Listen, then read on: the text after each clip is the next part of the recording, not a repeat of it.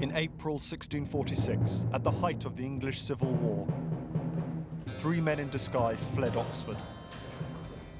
But these men were not deserters or criminals. One of them was King Charles I. Accompanied by 2 loyal courtiers, he hurried through the night, hoping to flee the country. Parliament immediately issued orders for his arrest.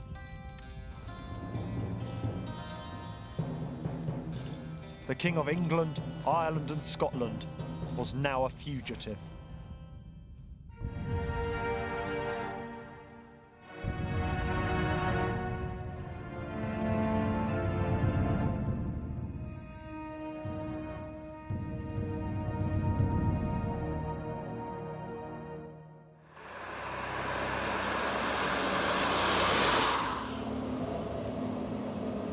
Charles's predicament couldn't have been worse. This most self-important of kings was reduced to scurrying around his kingdom in the dead of the night, disguised as a servant. In 1640, Charles I had started a civil war over religion and the power of monarchy. In Scotland, the war degenerated into a clan feud, while in Ireland, the conflict ignited sectarian hatred between Catholics and Protestants. In England, set-piece battles between Roundheads and Cavaliers killed thousands. But by 1646, the Royalist Cavaliers were spent as a military force, and Parliament's Roundheads were closing in on the king. As Charles fled through the night, he found himself travelling in the fens of East Anglia. This dark, brooding landscape was home to his most deadly enemy, the brilliant commander of the Roundheads, Oliver Cromwell. A man who was absolutely determined to end the war of the last 4 years, the war which had now ravaged England, Ireland and Scotland.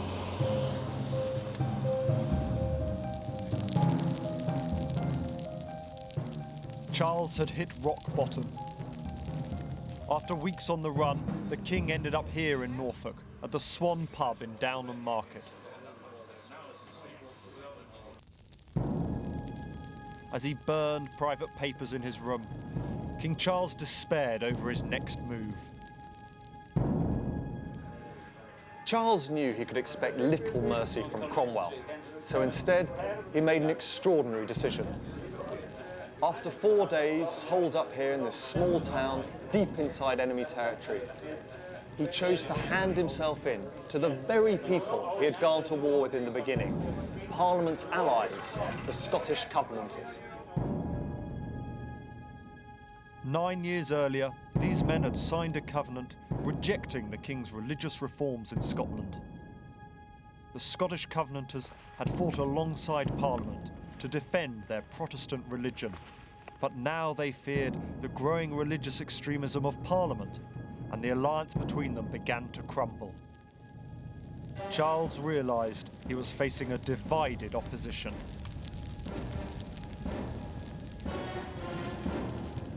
Ever the opportunist, Charles saw his surrender to the Scottish Covenanters as a way of splitting the alliance fighting against him.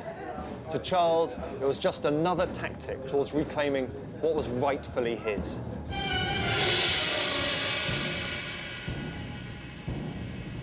Accompanied by 2 loyal courtiers, Charles set out across the flat fen landscape of East Anglia.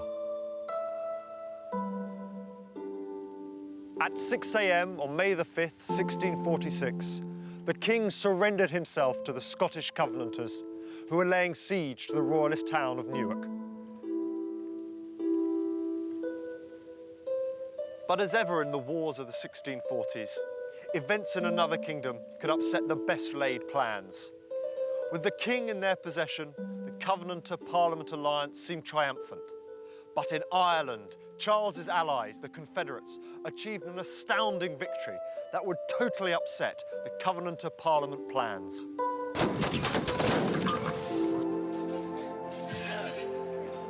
In June 1646, the Catholic Confederates hammered the Protestants at the Battle of Ben Burb. Ireland had been ravished by 5 years of civil war between these two opposing religions. Parliament had backed the Protestants, while Charles had eventually allied himself with the Catholics. The Catholic victory at Benburb in Ireland terrified both the Roundheads and the Scottish Covenanters. In the face of this Catholic victory, Parliament and the Covenanters settled their differences. The deal was sealed when Parliament bought the king from the Covenanters for £400,000. Cheap at the price, Charles remarked. The king was taken to Holdenby House in Northamptonshire. Despite Charles's military and political incapacity, he was still crucial to finding a settlement to the civil wars. In an age of monarchy, no solution to the troubles of the 1640s seemed possible without him. So, whoever controlled the king controlled the political agenda. Though Charles was technically a prisoner here at Holdenby House, he was still the king and expected to be treated as such. During his 5-month stay, he enjoyed the services of almost 100 staff, including 16 kitchen staff with 2 pastry chefs, 2 chaplains, 6 grooms of the bedchamber, 1 hairdresser, and numerous others, including physicians, apothecaries, and robe makers. It was hardly porridge. While Charles was living it up at Holdenby, a new political player had emerged in the Civil War. The new model army was becoming increasingly militant. The troops believed they had served Parliament well by defeating a tyrannical king and preventing a Catholic takeover. Their resentment was further fueled by the months of back pay they were still owed. When rumours began to circulate in the camps that they might be packed off to Ireland, they suspected Parliament was negotiating a secret deal with the king. The new model army believed itself on a divine mission, and they expected a hero's welcome at the end of it, not the stitch-up prepared by Parliament. This fusion of political and religious radicalism came together in a powerful statement of principle. We were not a mere mercenary army called forth to serve any arbitrary power of a state, but had taken up arms to fight for our rights and liberties, to assert and to vindicate the just power and rights of this kingdom. Parliament wanted rid of its troublesome new model army, who were now blocking any possible deal with the king. But it was the army who moved first. On June the 2nd, Charles was enjoying a pleasant day playing bowls with his 2 parliamentary guards, when a junior officer from the army, Cornet Joyce, rode up to Holdenby House with 2 troops of cavalry and demanded the king accompany him. Asked by what right he importuned the monarch, Joyce showed Charles his 500 well-armed cavalrymen. The king acquiesced. He was now in the hands of the army.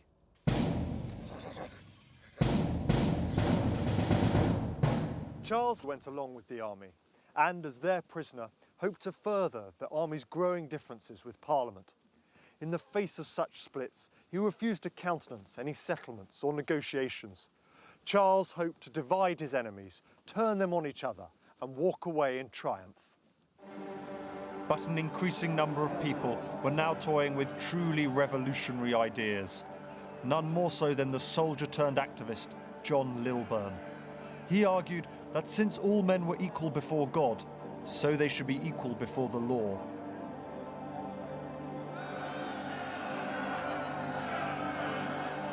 Lilburne and his followers became known as the Levellers. They demanded the Church of England be divorced from the state, the end of press censorship, and above all the vote, but only for men.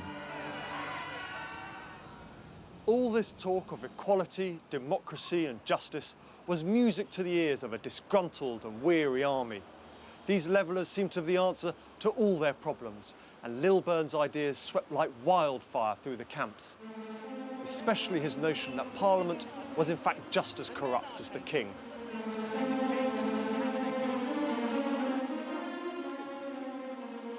Cromwell saw Lilburne as a dangerous radical. But Lilburne was extremely popular among the rank and file of the new model army, so against his will, Cromwell was forced to debate the Leveller Manifesto.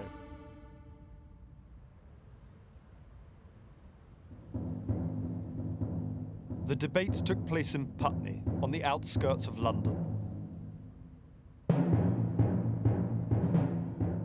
It was here at Putney Church that a battle of ideas took place that have influenced our politics to this day.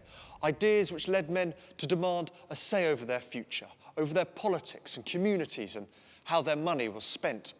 You could say that this was the birthplace of British socialism, the right of the lowliest individual to have a say in the shape of their society. It was the beginning of a process that would eventually end in votes for all.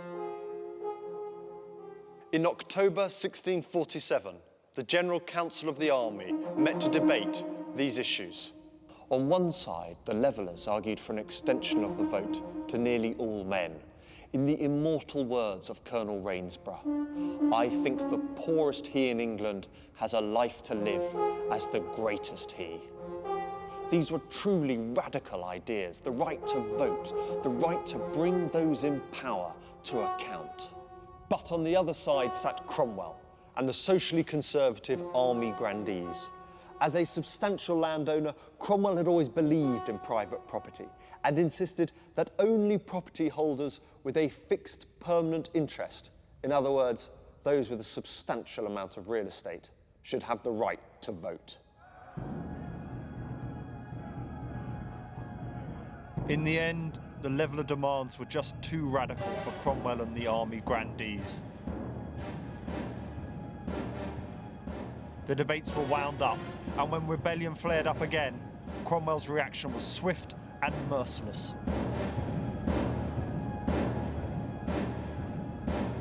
At one army camp, some of the Levellers were taken out and shot.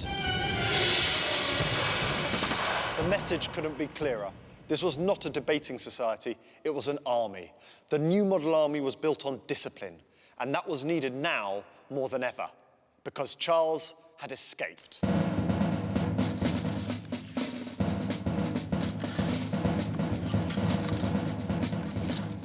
On November the 11th, 1647, Charles gave his guards the slip and headed south for the coast, where a boat was waiting to take him to Jersey. There was, however, one problem with this plan: the New Forest.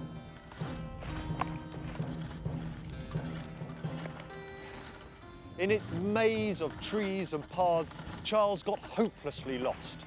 By the time they arrived at the coast, news of the escape was out, and Charles was forced to accept a highly unsatisfactory backup plan: the Isle of Wight. There, he was immediately taken into captivity by the parliamentary governor of the island. It was a strategic disaster. Charles's position now seemed utterly hopeless. Yet it didn't stop him plotting.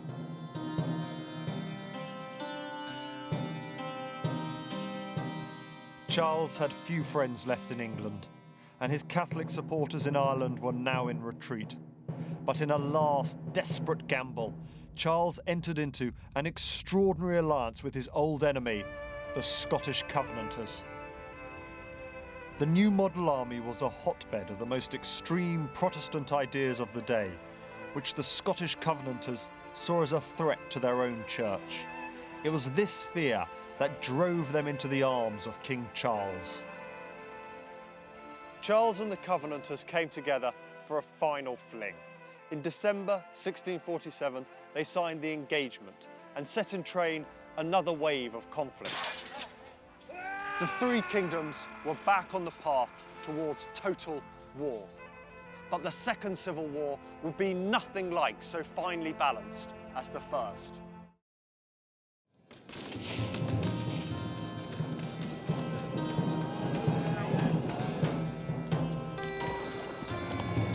A second civil war began in March 1648 with a pro-Royalist uprising. Across the country, communities resentful of Parliament's taxes and authoritarian style of government rose up against the new model army.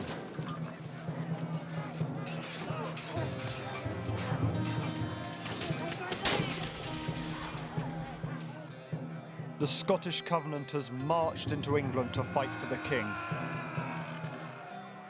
But at the Battle of Preston, they proved no match for Cromwell's troops. As Cromwell brutally suppressed the rebellion in England, a revengeful mood gripped the new model army. There was now a desperate desire to stop Charles once and for all.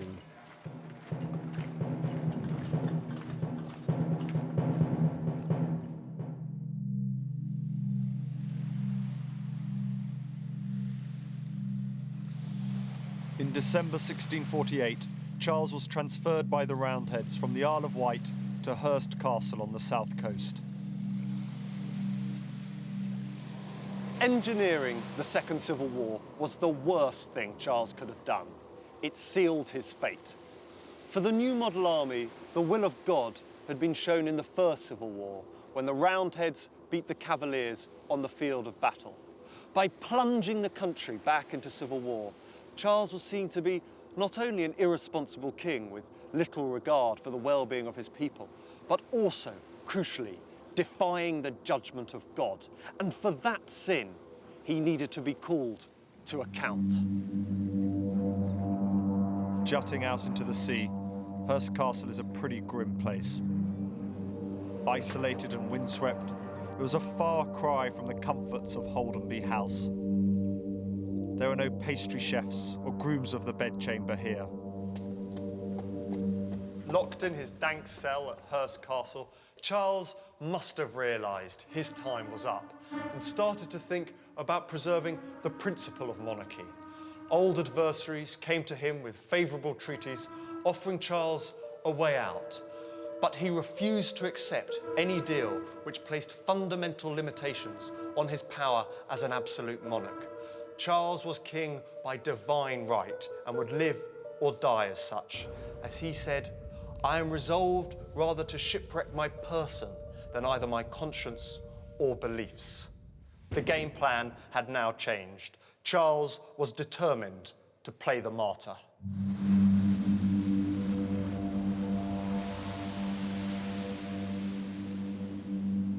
With all his comforts withdrawn, Charles's only solace was a daily 2-mile walk along the narrow shingle spit that connected his jail to the mainland. Here, Charles must have contemplated the disastrous consequences of his actions. For us to believe what we believe, we must have some basis. The women are tainted. The new model army wanted no more negotiations or deals with such an untrustworthy king. At a prayer meeting in Windsor, the troops were defiant. They agreed that it was our duty, if ever the Lord brought us back again in peace, to call King Charles I, that man of blood, to an account for that blood he had shed against the Lord's cause. The new model army wanted justice. In fact, they wanted his head. The job of eliminating the king was given to Cromwell's son-in-law, Henry Ireton. Ireton was a radical Puritan and a ruthless operator. But he realised if the king was simply assassinated, there would be popular uproar. Ireton needed an official stamp of approval, and so presented to Parliament a bill demanding Charles be tried on the charge of treason. But there were some in Parliament who still hoped for a negotiated settlement with the king. They had to go. Ireton did what so many military coup leaders do. He rigged the system to give the army a veneer of legitimacy. On the 6th of December 1648, he purged Parliament of all opposition. He ordered Colonel Pride of the new model army to stand in front of the House of Commons and turn away any member likely to resist. It was simple. If your name wasn't down, you weren't getting in. Around 140 MPs were prevented from entering the Commons. Another 40 were arrested. This was a nasty little coup, as squalid and brutal as anything in Iraq or Burma today. All that was left was a rump parliament of 56 MPs, ready and willing to carry out the army's every wish. The trial of Charles I was like putting a man on the moon. At the time, it seemed simply inconceivable, so when it did happen, it changed everything. All the old views of divine right and kingship were thrown away. The world had now been turned completely upside down. Ideas about monarchy, government, parliament, all of these would never be the same again. Charles was brought to London, and on the 20th of January 1648, a High Court of Justice convened in Westminster Hall.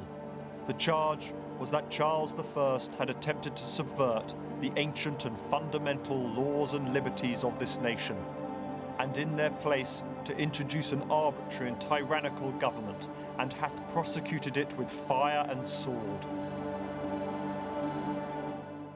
How on earth could a king commit treason? Surely Charles couldn't commit a crime against himself. But the court argued the king was separate from the kingdom, and by levying war against Parliament and the English people, Charles had indeed committed treason. Parliament now saw itself, not the king, as representing the will of the people. The king was told he was answerable to Parliament as the sovereign and highest court of justice, the sole maker of the law. Charles answered, "I am your king. I have a trust committed to me by God. I will not betray that trust to answer to a new, unlawful authority." Again and again, he returned to the issue of legitimacy. By what authority was he being tried? This was a fascinating debate, a defining moment in our nation's history, a clash of ideas between king and parliament, between monarchy and democracy. Charles's defence was ignored, and after 5 days the verdict was delivered. The king was condemned by the court as a tyrant, traitor, murderer, and public enemy to the good people of this nation. He was to be put to death by the severing of his head from his body.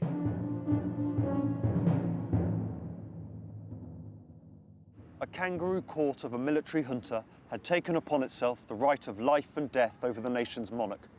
This was not a triumph of republican ideology, it was political necessity, pure and simple. The verdict had been sealed months beforehand. For war to end, Charles had to go.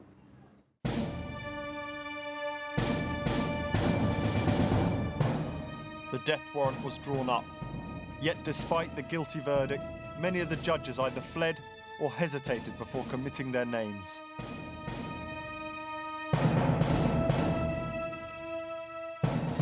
Less than half of the court signed the warrant. But Cromwell forced it through, even holding one man's wavering hand.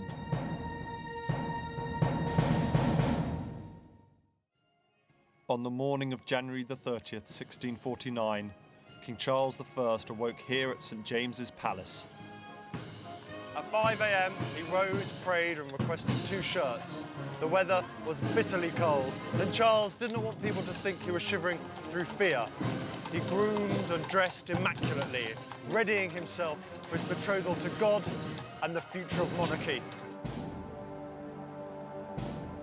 At 10 a.m, an armed guard came for him. Charles strode across St James's Park, through Horse Guards Parade, and then entered Whitehall. He marched on to Banqueting House. In front of it stood a scaffold, draped in black.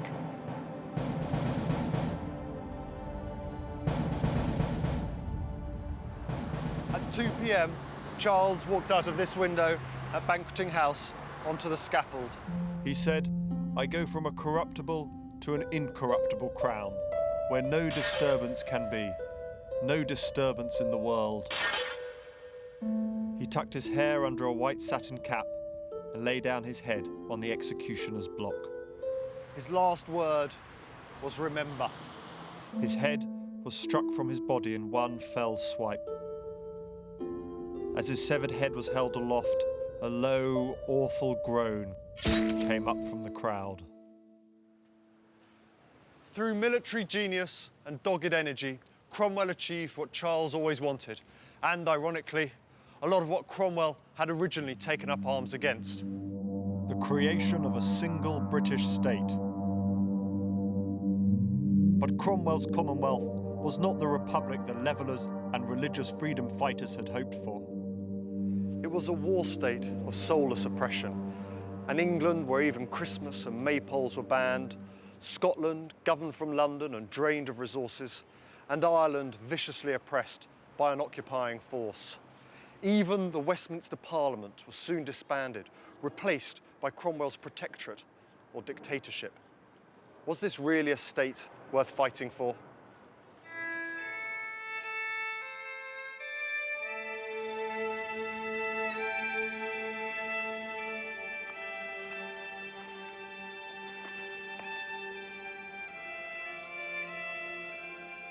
The civil wars were the product of political failure. And it was a failure that cost 250,000 lives. The system of monarchy of the early 17th century simply couldn't accommodate the competing religious dogmas of England, Ireland and Scotland, especially under such a hapless king as Charles I.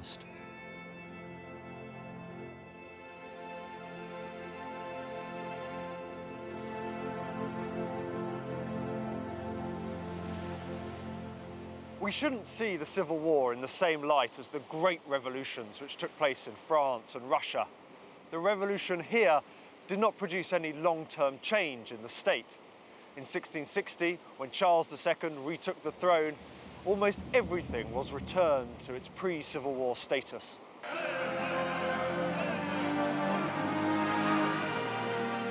I think the lasting and universal bequest of the civil wars was not political, but intellectual. In an era of devolution and self-government, England, Scotland and Ireland are once again debating the precise nature of the relationship between them. At a time of growing republicanism, the legitimacy of monarchy is being called into question once more, and the basis for electoral franchise, the principle of religious toleration, the ideal of socialism, all appeared for the first time during the revolutionary frenzy of the 1640s. These ideas profoundly influenced the history of the British state over the following centuries, but they also went abroad. The debates and ideas of the Civil War can be seen at work across the world, and that's why it remains the most fascinating period of our island's history.